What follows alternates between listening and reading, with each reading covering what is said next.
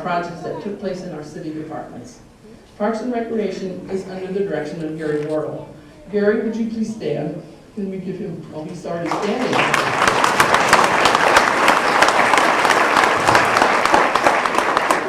He is dedicated to maintaining quality amenities for our existing community and works hard to accommodate residential growth.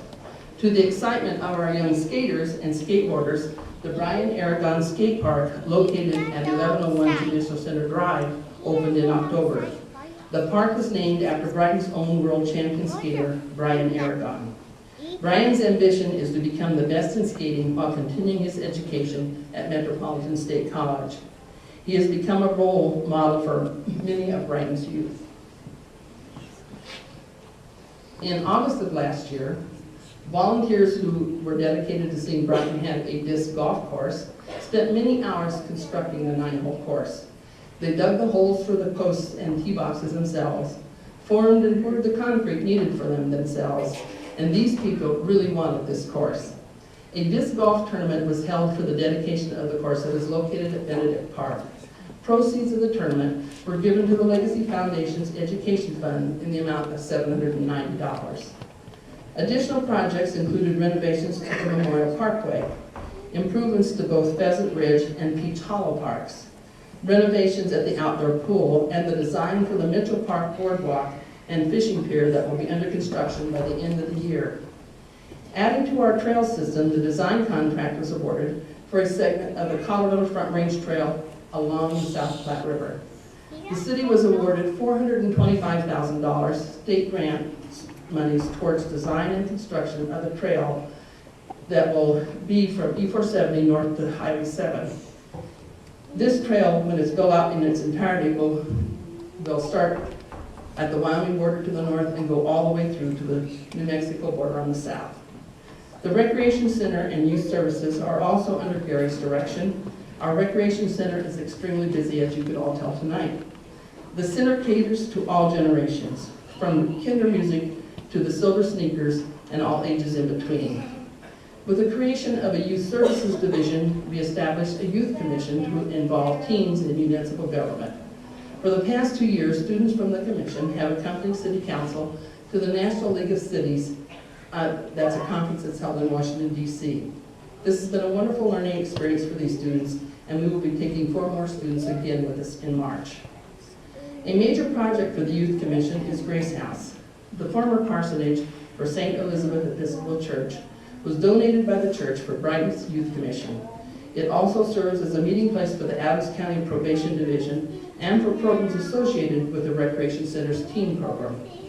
Team members of the Youth Commission helped with painting and repairing the inside of the house and also with the outside landscaping.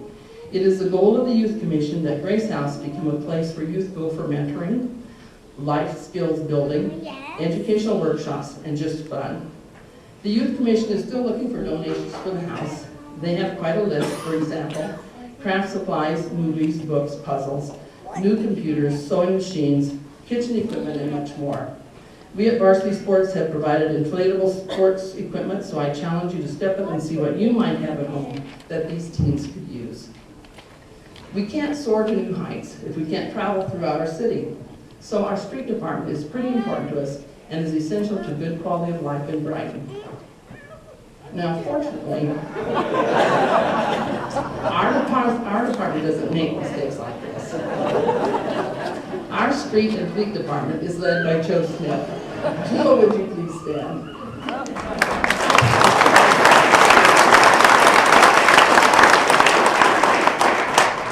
Utilizing the $7.5 million bond money that the voters approved last year, 35 miles of roadway were improved by overlays, and crack seal was completed in 6 neighborhoods. Approximately 15 miles of shoulder was finished within a week following the overlay and street building project. In addition, the traffic signal at 27th and Bridge Street was installed, and work has begun on yet another roundabout at Brownlee and I-76. The street department is also responsible for our annual trash bash. This program is definitely a bonus for our community.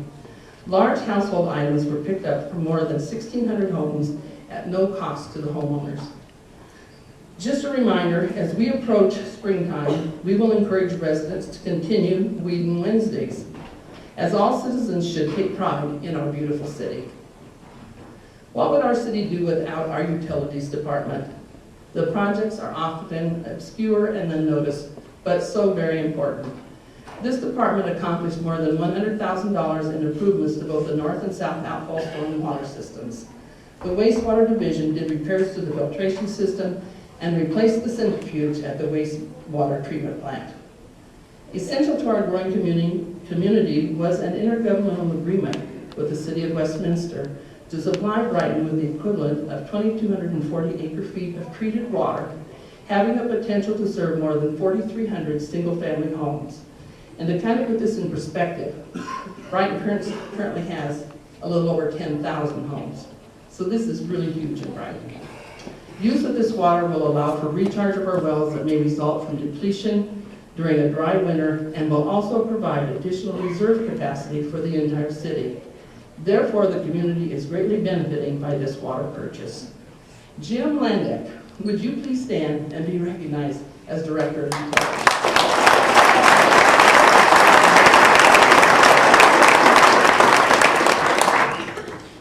Public safety is the #1 priority in Brighton. The department is under the direction of our Chief of Police, Clint Blackhurst. Our chief was named the 2008 Colorado Police Chief of the Year by the State of Colorado Chiefs of Police Association. Chief, would you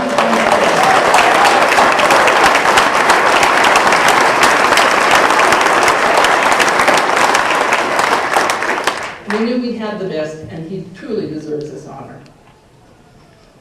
Oops. Wrong department. Overall. Yeah, the mayor's bodyguard, right? Overall reported crime is down 5%. Traffic and accident investigations are down 10%, or excuse me, yes, 10%. And for every 3 investigations assigned to the police department detectives, 2 resulted in criminal charges filed. The department re-emphasized its bicycle patrol this year, providing greater interaction with citizens during day-to-day activities. Our officers are dedicated to the community they serve, and on December 24th, several members of the department of all ranks personally delivered 90 dozen Christmas cookies to 4 Brighton senior care facilities and visited with the residents for hours. Thank you to all who took care of our seniors.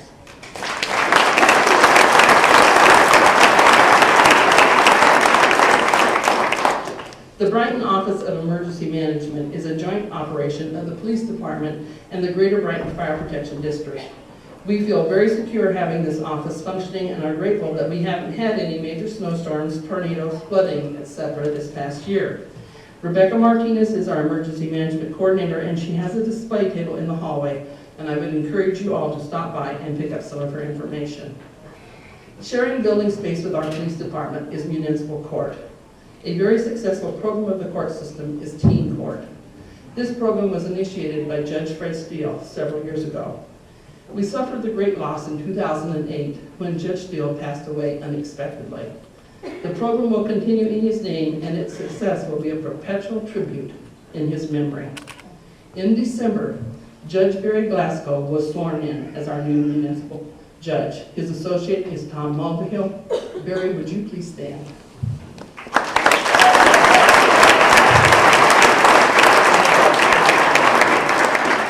And Judge Glasgow, we truly welcome you. He was formerly our associate judge, so we know he will do a fine job, but thank you for coming this evening.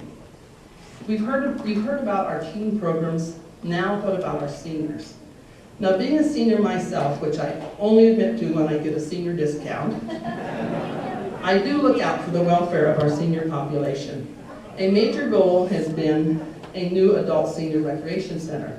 For our seniors, this means a new home to replace the aging and overcrowded senior center. When we negotiated the development plan with THF Realty at Prairie Center, it included a pledge of $7.5 million toward the design and construction of a new center once the retail space had reached 1 million square feet of occupancy. With the economic slowdown, reaching this goal has taken a little longer, although THF is approaching 2/3 of this promise. Therefore, council is reviewing a